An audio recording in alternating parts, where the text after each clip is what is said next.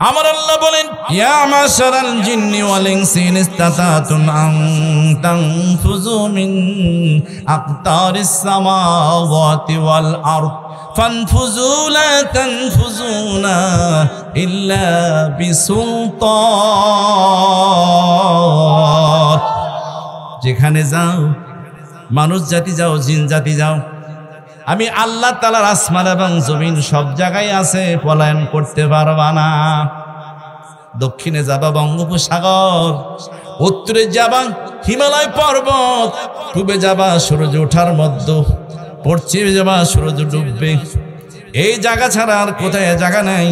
যেখানে যাবা তোমার আল্লাহ সেখানে বিরাজমান। ইন্নাল্লাহা সামিউম বাসীর। পরে আপনি তাকে একটু বলে দিয়েন যেন সে সুন্দর জরির পোশাক পরে মহল দিয়া ঘোরে। সন্তানকে ডাকায় আনাইছে, বাবা আব্দুর রহমান একটু দরবারে আসো, সিংহাসনে আসো। বাবা এসে, সন্তান এসে বাবাকে সালাম দিছে, আসসালামু আলাইকুম। বাবাই সালাম ফিরাইছে, ওয়ালাইকুম আসসালাম। সন্তান বলে, বাবাজি কিসের জন্য স্মরণ করেছেন? বাদশাহ হারুন রশিদ বলে, বাবারে এই সিংহাসন দেখছো? বলে, হ্যাঁ দেখছি। আমি মৃত্যুবরণ করার পরে এই সিংহাসনটা হবে তোমার। সুবহানাল্লাহ। ছেলে বলে, বাবা সিংহাসন আপনার, মরার পরে আপনি তো বললেন না না না, আমার সিংহাসনের প্রয়োজন নাই, বরং আপনাকে আমি একটু কিছু কথা বলার জন্য আসছি। যেহেতু আমি সন্তান, আপনি হলেন বাপ, করাও বলতে পারবো না, রাগও করতে পারবো না, যেহেতু জন্ম দিয়েছেন রে বাবা। বাবা এই সিংহাসনে বসে আমার আল্লাহকে এভাবে পাওয়া যাবে না। আমি যে বেশ ধরেছি, এই বেশ ধরলেই আমার আল্লাহকে পাওয়া যাবে, বরং আমার সিংহাসনের কোনো প্রয়োজন নাই। আহা বাবা গো,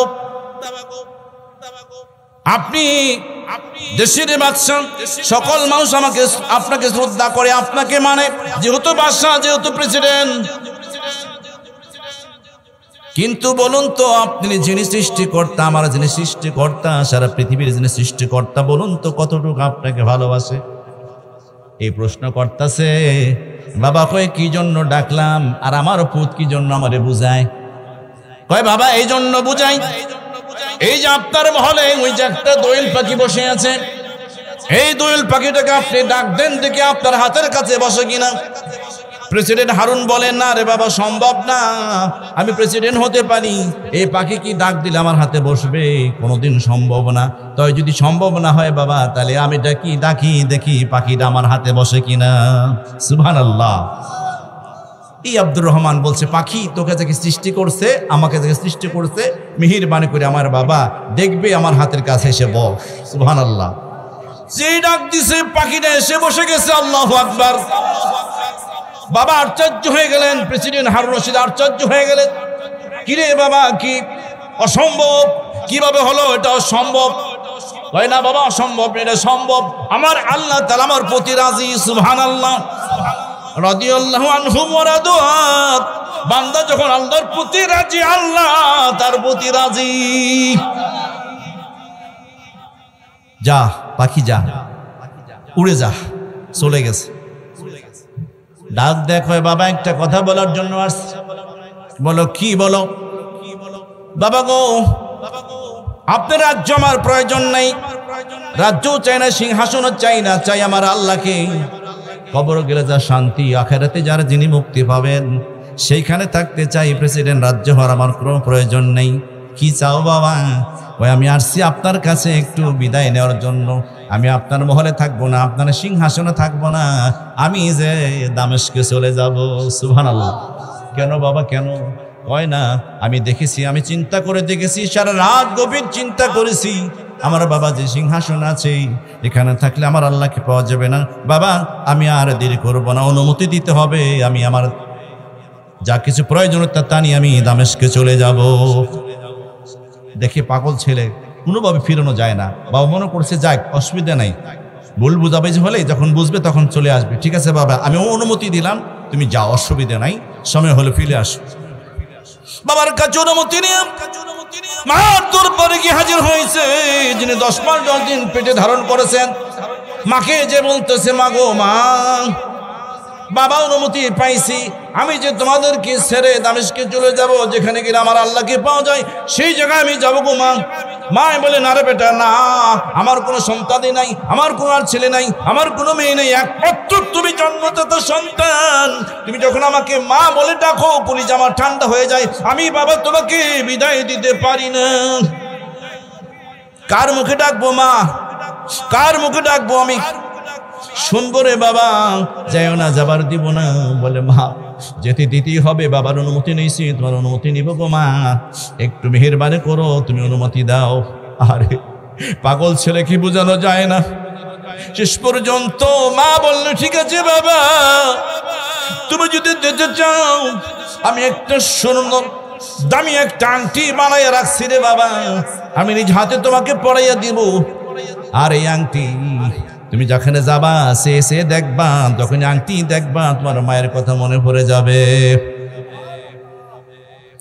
আর যদি বাবা কখনো বিপদে পড়ে যাও, আংটিটা অনেক বড় দামি, এটা বিক্রি করে বিপদ মুক্ত হইও। মনে রাখো, তুমি একজন রাজার ছেলে, রাজরানীর সন্তান। আমি তোমাকে বিদায় দিলাম না, ক্ষণিকের জন্য বিদায় দিলাম রে বাবা। মনে রাখার কোনো সন্তান নাই, তুমি ফিরাইছো, আমি আল্লাহর কাছে তোমাকে আশীর্বাদ দিয়ে দিলাম। যখন তিনি চলে যায়, একটা কোরআন শরীফ নইছেন, একটা তসবিহ নইছেন, একটা জায়নামাজ নিছেন, আর বাবা তিনি ঘুটি নিছেন, যা কিছু প্রয়োজনীয় পোশাক নিছেন।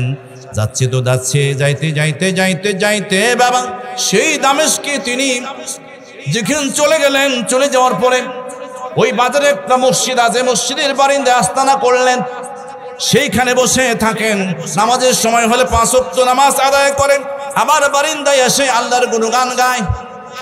মানুষের দেখতে দেখতে চিন্তা করে, ছেলেটা সুন্দর চেহারা, না জানি কত রাজকীয়, কিন্তু কেন এরকম করে রে? সকলে জিজ্ঞাসা করে, কোথায় তোমার বাড়ি, কোথায় তোমার ঘর বলো?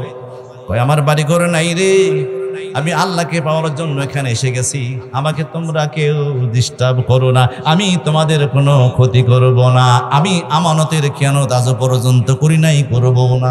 সুবহানাল্লাহ। লোকেরা যখন এই কথা শুনছে চলে যায়। কোথায় খাও? কই, আমি আল্লাহকে ডাকি, আমার আল্লাহ তাআলা আমারে খাওয়ায়। সুবহানাল্লাহ।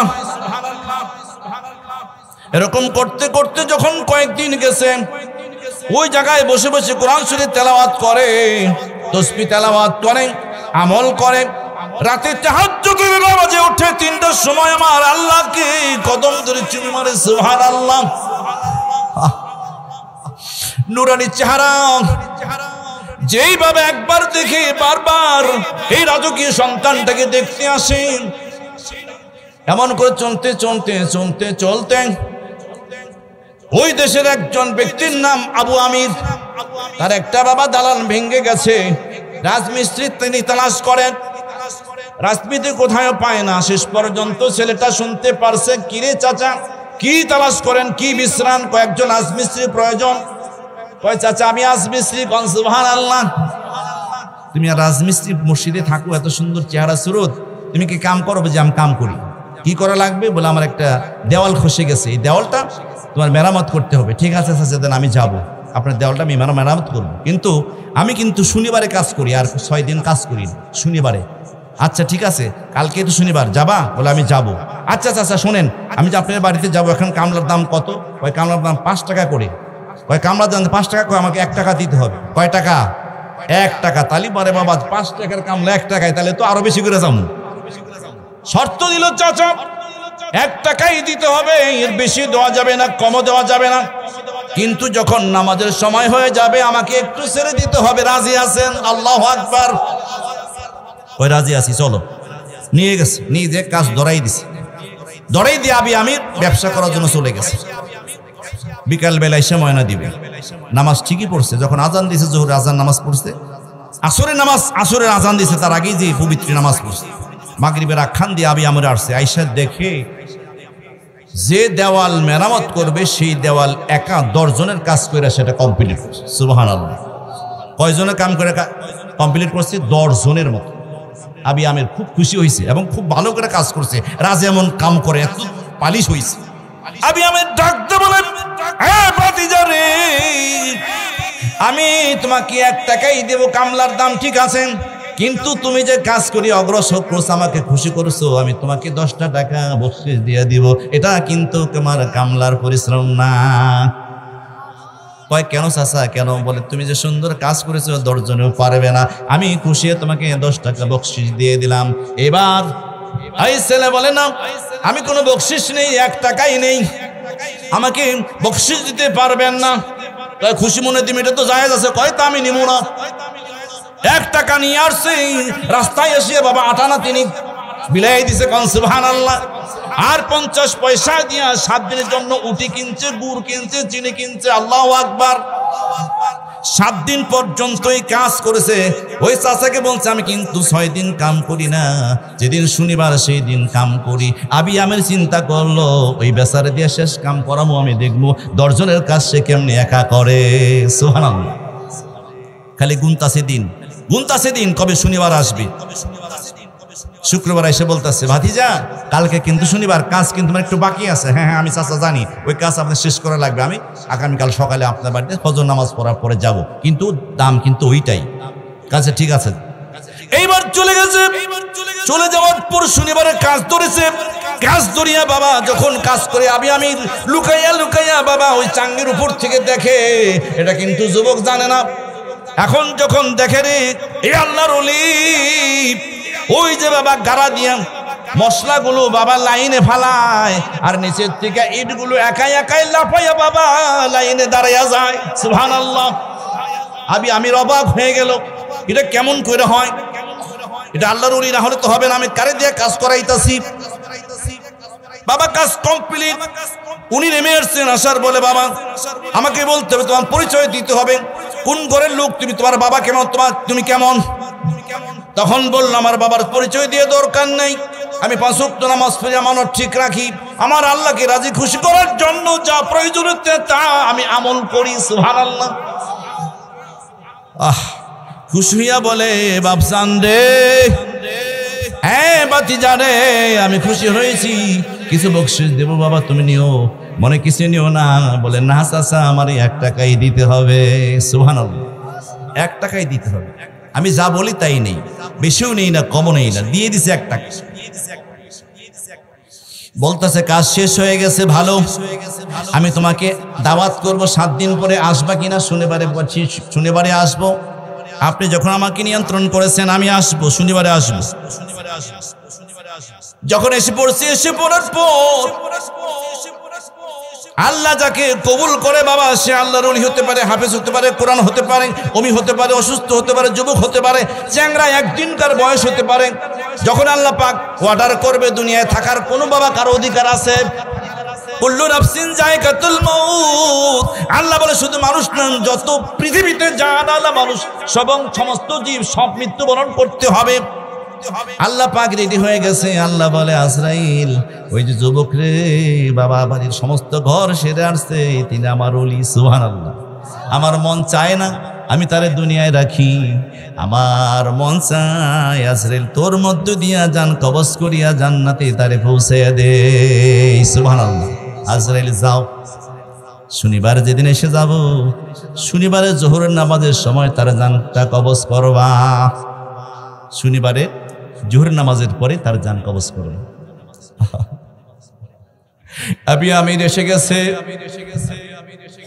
শনিবার সকালে এসে গেছে, কিন্তু 1 ঘন্টা আগে বাবা ওই যুবক আব্দুর রহমান এই মসজিদ ছেড়ে বাবা জঙ্গলের দিকে চলে গেছে। আমি জিজ্ঞাসা করে, তোমরা কি এখানে যুবক ছিল, যুবকটা কোন দিকে গেছে? লোকেরা কয়, কিছুক্ষণ আগে দেখে গেছে, আমরা দেখেছি। যাইতে যাইতে যুবকটা একটা জঙ্গলে গেছে, লতা পাতা বাবা সবকিছু একখানে করে একটা ইট মরে দিয়া আরে তিনি একটু বিশ্রামে গেছেন। যাওয়ার পরে বাবা শরীরে এমন জ্বর উঠে গেছে, বাঁচার মতো আর কোনো বাবা অধিকার নাই। মরার মতো তার একটা ভাব এসে গেছে। আবি আমির তালাশ করতে করতে খোঁজ করতে করতে সেইখানে গেছে। যাওয়ার পরে দেখি ভাতিজা এমন তার শরীরে জ্বরের চোটে সে বাবা কুলে উঠতে পারতেছে না। আবি আমির তাকে জঙ্গল থেকে তার কাঁধের ভিতরে নিয়েছেন। কাঁধে নিয়ে বলতেছে, ভাতিজারে কি হয়েছে? ডাকতে বলে, আপনি কে? কয় আমি সে আবি আমি, তোমার চাচা। কয়েক চাচা গো এসে ভালো করছেন। মনে ভাবছিলাম আমার মৃত্যুর সময় কেউ আমার আর দেখা পাবে না, তুমি যখন আসছো ভালোই হয়েছে। চাচা গো, দুনিয়াতে থাকার আর আমার সময় নাই, সময় শেষ হয়ে গেছে। দেখো আজরাইল ঘুরু ঘুরু করতেছে।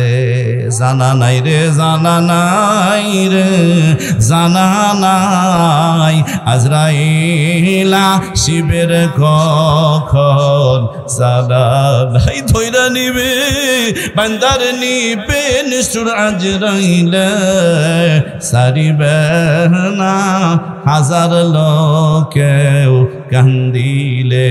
এসে গেছে। চাচা আমি চাক্ষুষ দেখতেছি। ও চাচা, আমি কিছু তোমাকে ওসিয়ত করে যাব, আমার ওসিয়তটা তোমার অবশ্যই মানতে হবে রে। চাচা বলো কি? আমি তো এই জায়গায় তোমাকে মরতে দিব না, চলো বাজারে মসজিদে যাই। কয় না চাচা, ওখানে যাওয়ার সময় হবে না, এখানে মৃত্যুবরণ হয়ে যাবেন, সেই সময়টুকু আমার আল্লাহ আমার দিবে না। কি বলো রে ভাতিজা, বলো বলো। কয় চাচা তুমি আসছো, কিছু আমানত জিনিস তোমার কাছে দেবো, খেয়ানত করো না। এই দামি আংটিটা তুমি রাখো, এই দামি আংটিটা আমার মা আমারে দিয়েছিল। এই দামি আংটিটা ওই যে বাগদাদের বাদশা আমার বাবা হারুন রশিদ, তার কাছে গিয়ে আমানতটা পৌঁছাইয়া দিবা, খেয়ানত কইরো না। বলো রাজি আছি রে। কি করতে হবে ভাতিজা? এই যে কোরআন শরীফটা ছিল, এই কোরআন শরীফ ফিরিয়ে দিবা, যায় নামাজ ফিরিয়ে দিয়া, তসবিহ ফিরিয়ে দিবা। কিন্তু আমি মৃত্যুবরণ যখন করব, এই জায়গায় আমাকে তুমি কি করবা? মাটি করবা, মাটি করিয়া নিজে তুমি আমাদের গোসল দোয়াইবা, গোসল দই আমার পোশাক যা আছে এই পোশাক দিয়ে দাফন দিবা। কিন্তু যিনি আমার কবর খুঁজবো, ওই গটিটা আছে ঋণী হিসাবে, গটিটা তারে তুমি দিয়া দিও। সুবহানাল্লাহ। এই বলতে বলতে যখন ঘাড়ের ভিতরে রাখছেন, রাখার পরে তিনি আকাশের দিকে একটু বলি, ইয়া রফিক, ইয়া রফিক, আল্লাহু আকবার। বলতে বলতে দুনিয়ার থেকে বাবা ওই আবি আমিরের ঘাড়ের ভিতরে তিনি বাবা মৃত্যুবরণ করলেন। আবি আমির চেয়ে দেখে রে যুবক আর দুনিয়ার ভিতরে নাই। সুবহানাল্লাহ।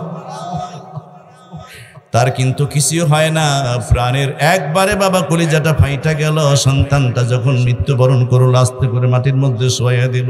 ওসিয়ত পালন করার জন্য এখানে কাজগুলা করলো। করার পর এখন চিন্তা করেন কিভাবে ওসিয়ত পালন করে আমি সেই বাবা বাগদাদে যাব, কিন্তু যেতে হবেই। তিনি বাবা ওসিয়ত পূরণ করার জন্য স্বর্ণের আংটিটা নিয়ে আসছে, আর কোরআন শরীফ নিয়ে আসছে, জায়নামাজ নিয়ে আসছে। আসার পর বাগদাদ এসে গেছে। আসার পরে বাবা দেখে বাবা বিরাট বড় নহর বের হইয়া যাইতাছে। এই মুসাফির ডাকদা বলে, ও বাগদাদের বাদশা গো, আমি একজন বিদেশি মুসাফির, আমি আমানত নিয়ে আসছি, আমার আমন্ত্রণ গ্রহণ করে যান। উজিররা বলে, আমাদের প্রেসিডেন্ট একটু বাইরে যাইতেছে সফরে, এখন তাকে কিছু বলা যাবে না, যা বলার কিছুক্ষণ পরে বইল, সে কিছুক্ষণ পরে ফিরে আসবে।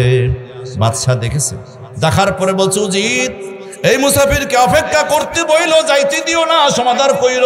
আমি আমার কাজ সেরে এসে ওই মুসাফিরের সাথে আমি সাক্ষাৎ করব। আল্লাহু আকবার। সফরে গেছেন, মন ভালো না, যেখানে কাজ যায় বাবা সেখানে কাজ ভালো হয় না। কলিজা যেন কেন ব্যথা করে, মাথা যেন তার ঘুরায়। কারো সন্তান মরে গেছে রে বাবা, মা জানে বাবা জানে। আরে ওই যে একটা কবি বলছে, মায়ের সন্তান থাকে গো যদি বিদেশে,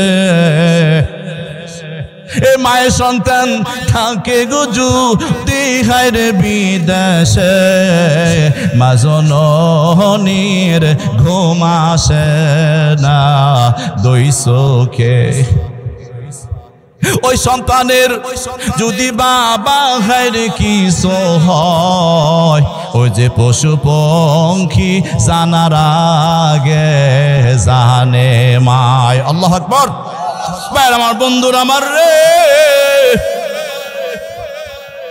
এবার হারুন রশিদ সফরে দেরি করলেন না, তাড়াতাড়ি মন তার খারাপ। বিদেশি মুসাফির আমি রেখে আসছি রে।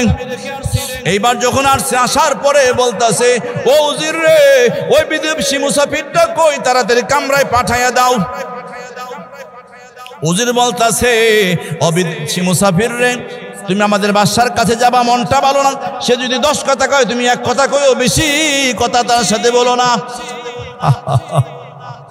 এইবার তাকে যখন কামরায় ডেকে নিছে রে, নেওয়ার বলতাছে বিদেশি মুসাফির বলো কিসের জন্য আসছো, কি আবদার তোমার আমার কাছে? ডাইকা বলতাছে ও বাদশা নামদার, প্রথম আমাকে মাফ করবেন। বলে কি হয়েছে? কয় আমাকে আগে মাফ করেন। বলে কি হয়েছে বলো। বলে আমি এখন বলতে পারতাছি না বাদশা নামদার, আপনার যে সন্তান ছিল এই সন্তান দিয়ে আমি রাজমিস্ত্রির কাজ করাইছি। হুজুর আমি জানতাম না এটা আপনার সন্তান, আমাকে আগে মাফ করিয়ে দেন। হে ব্যক্তি তোমার নাম কি? বলে আমার নাম আবি আমির। আবি আমির, আমার সন্তান দিয়ে কাজ করাইছো, ঠিক আছে তুমি জানো না তাই মাফ। কি হয়েছে তুমি বলো, কি হয়েছে বলো। আরে চোখ জোরে পানি এসে যায়, বলতে চায় না। কথাই বলবো না এই মাইকের, এটা কথা হইল নাকি? একটু ওয়াজ যখন দর্শে চলতে থাকে তখন তার বাধা পড়ে যায়, হয় নাকি এরকম বরকত সব চলে যায়, কখন তার দিশান পর্যন্ত আসে না।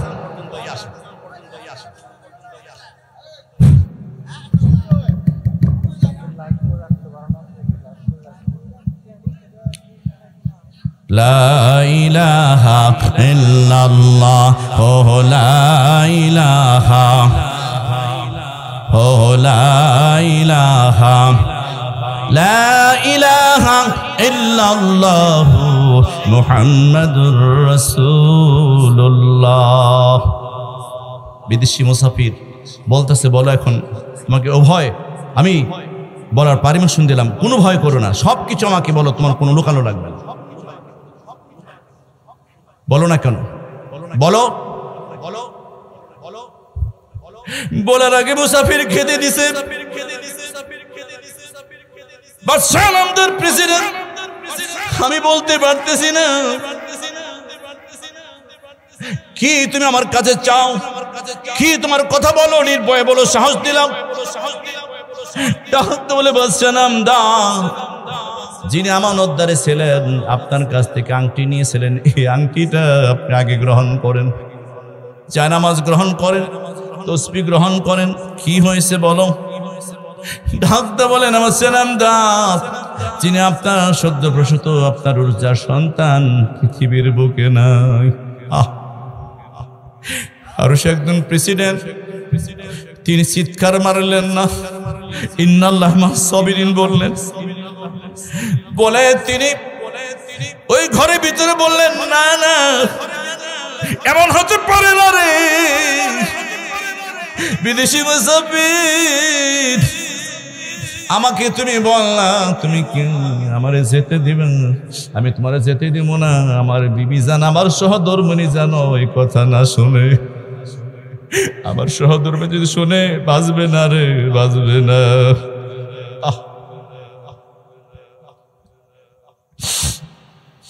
বলো বলো বলো বলো, কথায় রাখছো আমার জাদু রে, কেমন কইরা আমানত দাও গো ফিরিয়ে। আমার জাদুর কি হয়েছে তুমি বলো না, আমি বাবা আমার প্রাণ সহে না। প্রেসিডেন্ট গো দুনিয়ার বুকে নাই, আমি দামেস্কের জঙ্গলে আপনার ছেলেকে দাপন করে আমানত ফিরিয়ে দেওয়ার জন্য আসছি।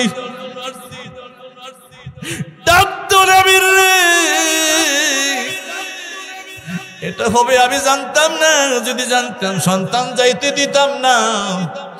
আমার কাছে মায়ের কাছে ওর বলে গেছে কিছু যাবে, আবার আমার সিংহাসনে ফিরে আস।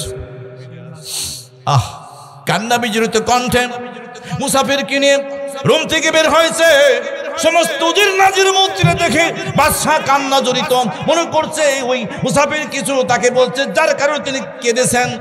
দাস বলেন না না, মুসাফিরকে কিছু বলো না, সর্বনাশ হয়ে গেছে রে ও উজির নাজির, সর্বনাশ।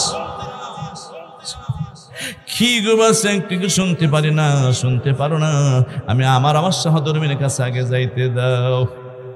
যখন সহধর্মীর কাছে গেছে রে, যাওয়ার পরে বলে অমুকের মাগো, এই যে তুমি আংটি যা সন্তানের দিয়েছিলাম এই আংটি আমানত ফিরে আসছে। বলে কেন স্বামী কি হয়েছে বলো, আমানত কেন ফিরে আসলো? কয় বুঝে নাও, আমি আর বোঝাইতে পারবো না। চিৎকার করে বাবারে, বাচ্চা হারুন রশিদ তিনি সামনে বাবা অজ্ঞান হয়ে মাটির মধ্যে পড়ে গেছে। স্ত্রী কান্দে, স্বামী কি হয়েছে আসল কথা বলো। মুসাফির বলে বাচ্চার স্ত্রী রমণী গো কি বলবো, বলার কিছু নাই। প্রেসিডেন্ট গেন আগে হিসপেরে আসুক তারপরে বলবো। যখন হিসপরে আসছে, আসার পরে বলে রহমানের মারে যারে পয়দা দিলে দুনের বেগে মা শুনলা, এই মা ডাক চিরতরে বন্ধ হয়ে গেছে। আর কোনদিন ডাকবো না গো তোমার মা বলিয়া,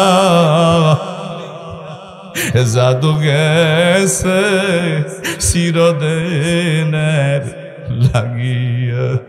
ফিরবো না রে, ফিরবো না রে আমার বাবা, ফিরবো না। চলো যাই গো জিয়ারতে যাইবা। চিৎকার মেরে সদর মারি ওই বাচ্চার স্ত্রী বলে স্বামী গো এখনো কিন্তু বুঝে ওঠি নাই, ভালো করে বলো, খুলে বলো। ওই আর চেয়ে বিবি বুঝাইতে পারবো না, সন্তান আর কোনোদিন ফিরে আসবো না, বুঝে নাও আমানতটা এসে গেছে। একটা চিৎকার করে এবার সদর মনি আব্দুর রহমান মা মাটিতে পড়ে বাবা অজ্ঞান হয়ে গেছে। সেঞ্চুরিস নাই, তাকে পানি ঢেলে বাবা দাসীরা তাকে যখন হুঁশ ফিরিয়ে আনছে, স্ত্রীর ধৈর্য ধারণ করো, এই মুসাফিরকে নিয়ে আমরা দামেস্কে যাব, যেখানে ছেলেকে দাফন করা হয়েছে তোর কবরের কাছে যে আমরা সালাম দিয়া বাবা মা মাগফিরাত কামনা করব। গাড়ি যুগে বাবা মন্ত্রী ম্যাজিস্ট্রেট বহু নহর একসাথে বাবা রওনা করে দিলেন। সেই দামেস্কে তারা চলে গেলেন। যাওয়ার পরে বললেন ও মুসাফির কোথায় আমার বাজানকে রাখছো, তাড়াতাড়ি নিয়ে যাও।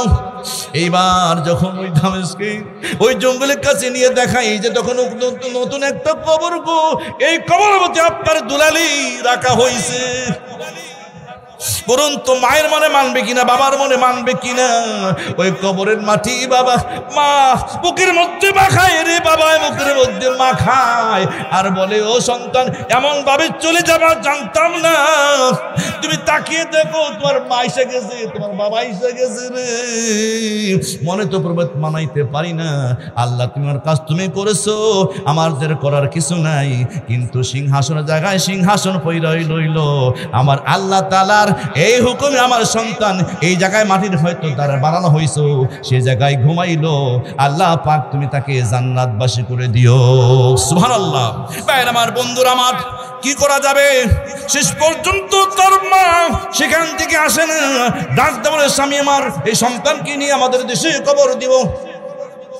না না না, তা কোনোদিন হয় না রে, এখানেই থাকবে সন্তান, চলো যাই বাড়িতে যাই। মা কানতে কানতে গাড়ি চড়ে বাড়িতে আসে, বাবাই বাড়িতে আসে, ঈশান নামাজ পড়ে যখন ঘুমায় রে বাবা, ঘুমায় মা ঘুমায়। বাবারে বাবার মনে একটু প্রভেদ মানে, মায়ের মনে কিন্তু প্রভেদ মানে না।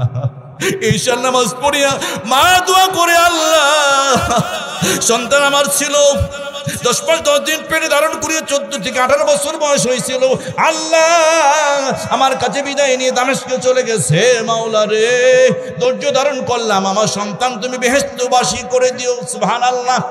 এই কথা বলে মা যখন বিছানায় ঘুমাইছে রে আল্লাহ রাব্বুল আলামিন ফেরেশতার মাধ্যমে মায়ের স্বপ্নে দেখায় রে ও আব্দুর রহমানের মা, তুমি দোয়া করছো, তার আগেই দোয়া কবুল হইয়া যখন তাকে দাফন করে কবরের ভিতরে রাখা হয়েছে, মুনকার নেকির ফেরেশতার জবাব আমি আল্লাহ পাক নিজে দিয়ে দিছি।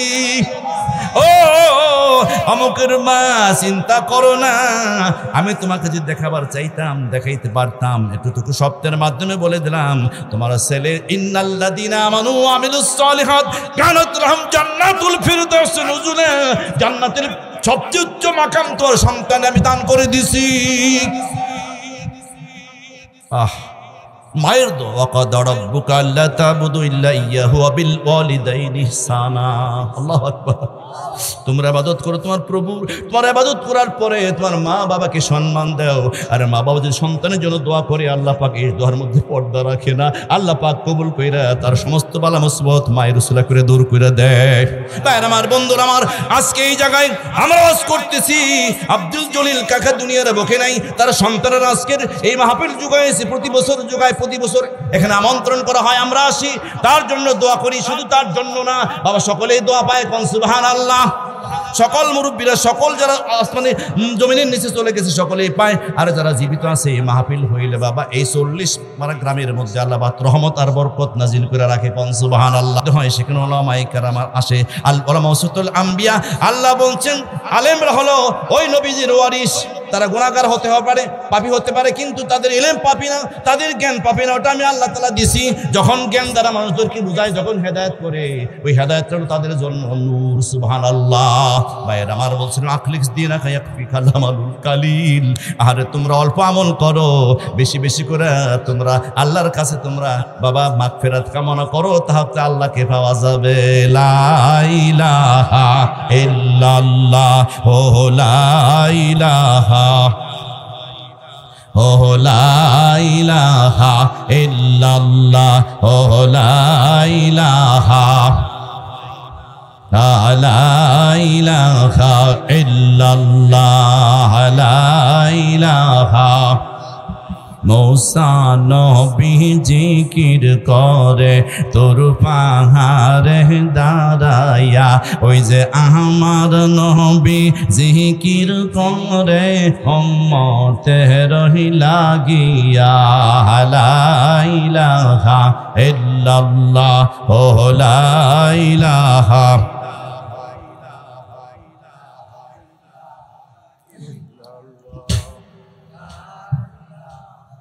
ইল্লাল্লাহ, ও লা ইলাহা।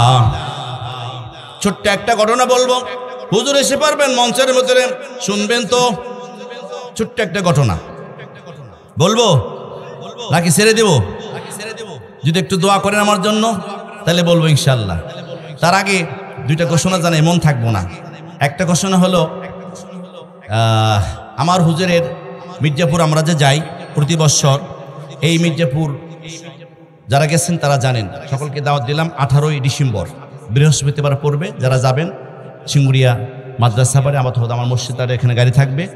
যদি যেতে চান 120 টাকা শুধু গাড়ি ভাড়া, 3 বেলা খাওয়া মুকুন। সুবহানাল্লাহ, 1 টাকাও লাগবো না। থাকবেন, মাগরিবপুরে যাবো, ফজরপুরে, শুধু রাতটুক। যদি যান একটু যোগাযোগ করেন। আরেকটা দাওয়াত দিই, আমাদের এই মসজিদের সাথে মাদ্রাসা হয়েছে, আমার বলছে হুজুর আপনি যান, একটু দয়া করে বলেন। রেবিকা সুলতানা ওখানে 21 নভেম্বর সভা হবো, ইনশাআল্লাহ সকলকে দাওয়াত।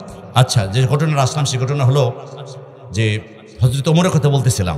ছোট্ট একটা ঘটনা। ওমর রাদিয়াল্লাহু তাআলা আনহু যখন প্রেসিডেন্ট হওয়ার পরে তিনি কি করতেছেন, শব্দ বেশে রাতের বেলায় বেরিয়ে তার দেশ দেখতেছেন। দেশ দেখার মধ্যে দিয়ে যখন বেরিয়েছেন, বেরোর পরে দেখতেছেন বহু দূরে একটা টিপ টিপ টিপ টিপ করে বাতি জ্বলতেছে। ওমর রাদিয়াল্লাহু তাআলা আনহু একাই সেখানে গেছেন। যাওয়ার পরে ভাঙ্গা কুটিরে তাকিয়ে দেখতেছেন একটা সদ্যপ্রসূত যুবতী নারী 3 জন সন্তানকে ঘুম পাড়াইয়া কি জানে জাল করতেছে। সুবহানাল্লাহ। শুনবেন নাকি ছেড়ে দেব? সময় তো শেষ, 11টা বেজে গেছে। প্রধান বক্তা আসবে, কি কন? মাশাআল্লাহ, আপনাদের একটু আছে দেখা যায়। তো এই ওমর সালাম আনতে বললেন, রমণী আপনাকে সালাম, এত গভীর রাত্রে আপনি কি করেন?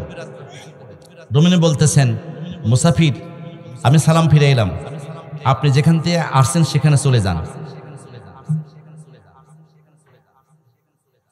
ওমর বলতেছে, কিন্তু পরিচয় দেয় নাই, বলতেছে আমি একজন যুবক, আপনার এখানে আসছি, মেহেরবানি করে বলুন। কি বলবো? এদেশের প্রেসিডেন্ট হলেন ওমর, আর আমার 3টা সন্তান বাপ হারা, 3 বছর আগে বাপ হারাইছে। কেউ আমারে দেখে না, কেউ সাহায্যও দেয় না। তাই ওমরের দরবারে যাইতেছিলাম, এখানে রাত হয়েছে, আগামীকাল ওমরের দরবারে যাব। এই জন্য এখানে একটা ভাঙ্গা কুঠির পাইছি, এখানে আমার সন্তান নিয়া একটু রাতে থাকবো, সকাল হলে ওমরের দরবারে যাব। কি রান্না করেন? ওই কি রান্না করব?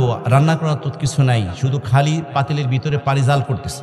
আর সন্তানদেরকে একটু বলতেছি, বাবা একটু সবুর করো, একটু সবুর করো, একটু পরে রান্না হবে। ওদেরকে ভুলাইতেছে, আর ভুলাই ওরা ঘুমায়। কিন্তু ছোট সন্তান, এই সন্তানদের পূর্বে মানাইতে পারি না। দুইটাতেও ঘুমাইছে, এটার ঘুমায় না, বুকে দুধও নাই, কি খাওয়ামো? আমিও তো 4 দিন ধরে না খাওয়া, এই সন্তানগুলো 4 দিন ধরে না খাওয়া। শেষ পর্যন্ত রোমরের দরবার জামু, তার কাছে ফরিয়াদ জানামু। হাই রে হায়,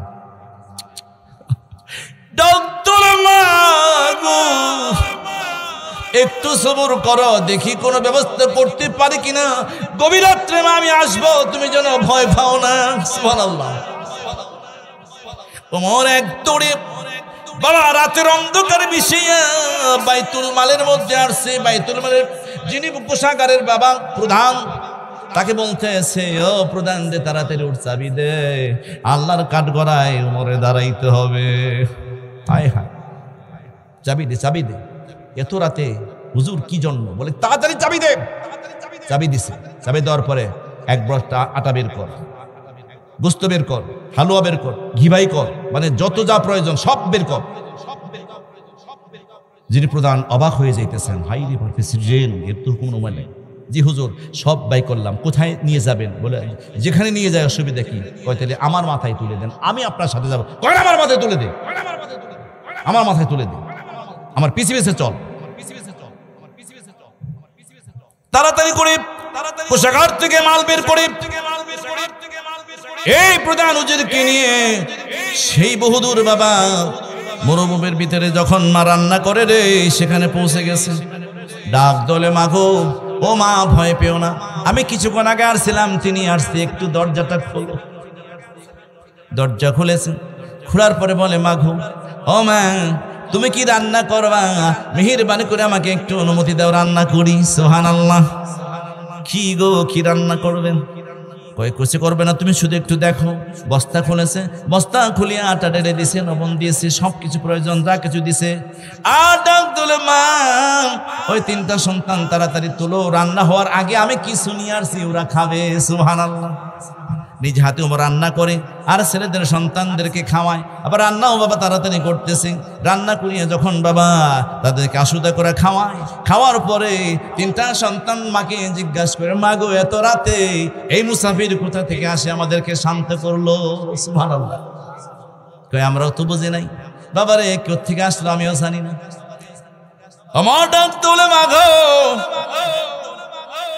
তুমি যার ওমর কাছে তুমি যাবা, অসুবিধা নাই, কাল 10টার দিকে যাই, ওরে মা, আমারে ওই সিংহাসনে পাইতে পারো। সুবহানাল্লাহ। আসিয়া ওমর রাদিয়াল্লাহু তাআলা আনহু যখন রওনা করবেন, হুজুর বলতেছে, হুজুর ফজর আজান এখন হয়ে যাবে, পারবেন কি মদিনায় মসজিদে গিয়ে ইমামতি করতে? কয় পারবো। আজান হয়ে গেছে, দৌড়িয়ে মসজিদে বাবা ওমর এসে জামাতের সহিত নামাজ আদায় করছে। আদায় করার পরে সমস্ত মুসল্লিদেরকে বলে, আপনারা বসেন, আপনারা সকলেই বসেন, আমার কাছে একটা বিচার আছে, এই বিচারটা আপনাদের করব। কয়েকজন মানুষ আমি পাঠিয়ে দিলাম, ওই যে দেখো মুরকা বালুর ওই ভাঙ্গা কুটির একটা মহিলা আছে, ওই মহিলাকে তোমরা 6 জন যাবা, যে বলবা আমিরুল মুমিনিন যাইতে বলছে, তাড়াতাড়ি যাইতে হবে।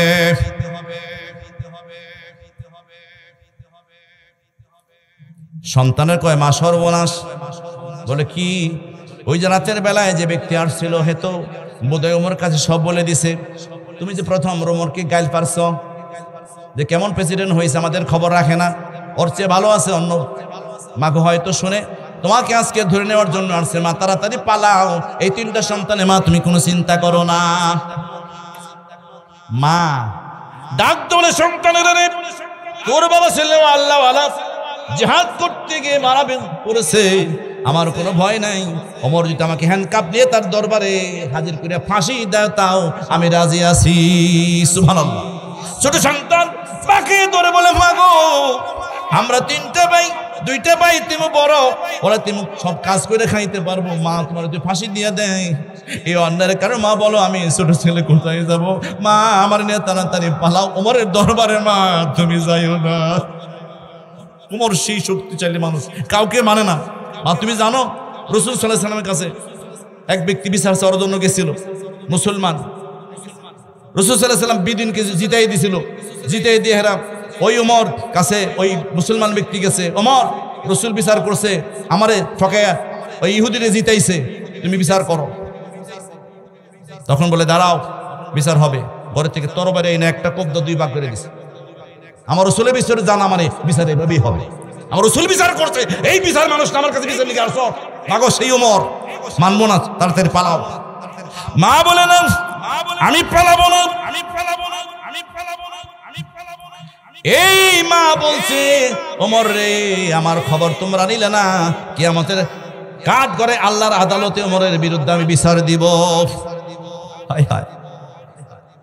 এই মা যখন নতজান হইয়া মসজিদের সমস্ত মুসল্লিদের বলছে, একজন মা আসবে, মহিলা আসবে, তার বিচার হবে, আপনারা সকলেই বসেন। মুসল্লি বলে না জানি কি করছে রে, তাহলে বিচারটা দেখেই যান নাকি? চমক কথা কইছে না, একটা মহিলার বিচার হবে, কই বিচারটা দেখে যান নাকি? উমরে যে বিচার হয়তো ফাঁসি দিব, আর নইলে পরে গার কেটে হালাবো, নয় হাত কেটে হালাবো, বিচারটা দেখেই যাই। সকলেই বসে আছে। মহিলাটাও বোরকা পরিধান করে তিনজন ছেলেকে বাহিরাইকে আস্তে আস্তে করে ওমর রাদিয়াল্লাহু তাআলা আনহুর দরবারে হাজির। একবারে কাছে যাই বসে পড়ে, কোন সুবহানাল্লাহ, বোরকা পরিধান করে, সুবহানাল্লাহ কোন, হাতে মোজা, পায়ে মোজা, আল্লাহু আকবার। আমিরুল মুমিনিন, আপনি যদি বসতে বলেন তাহলে বসবো। বলে হ্যাঁ মা তুমি বসো। বলো গো আমার কি অপরাধ, 6 জন ব্যক্তি দিয়ে আমাকে হ্যান্ডকাপের মতো হারে করিয়া আপনার দরবারে হাজির করে দিয়েছেন। আমার যদি ভুল থাকে মাফ করে দিয়েন, 3টায় 3 সন্তান, আমার যদি ভুল থাকে মাফ করে দিয়েন। না রে মা না, আমি তোমাকে কি জন্য ডেকে আনছি? সমস্ত মুসল্লিদেরকে আমি বসতে বলেছি, সকলে অবাক হয়ে গেছে, বসে আছে, অপেক্ষায় আছে, আমি কি বিচার করবো তোমার বিরুদ্ধে, তুমি দেখো।